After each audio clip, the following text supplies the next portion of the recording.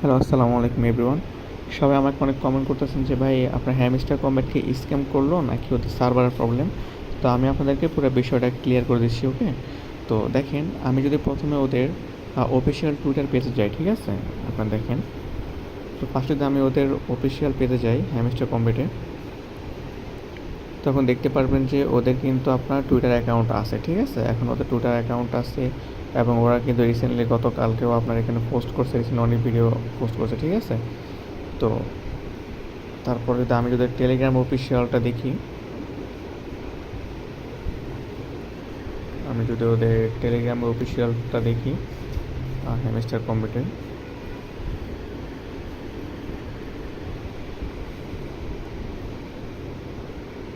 এই যে দেখেন ওদের কিন্তু অফিসিয়াল পেজটাও আছে, ঠিক আছে। ওদের টুইটারও আছে, টেলিগ্রামও আছে, কিন্তু প্রবলেমটা হলো যে আমাদের এখানে টেলিগ্রামে যখন আমরা জয়েন করতেছি তখন আমাদের বট এখানে চালু হচ্ছে না, তাই তো। তো আসলে ভাই দেখেন, ওরা যদি এখানে কোনো কিছু করে থাকে, ঠিক আছে, সার্ভার প্রবলেম থাকে, তাহলে এখানে ওদের কোনো ইস্যু লেখা থাকতো বা ওয়ার্কিং এরকম কিছু লেখা থাকতো, ঠিক আছে। যেহেতু এখানে ডাইরেক্ট লেখা ওয়েব পেজ নট অ্যাভেলেবল, অর্থাৎ বটটা এখন আর নাই, তার মানে ওরা একটা বিগ স্ক্যাম করে ফেলছে। সো এখন আপনারা কিছু করার নেই।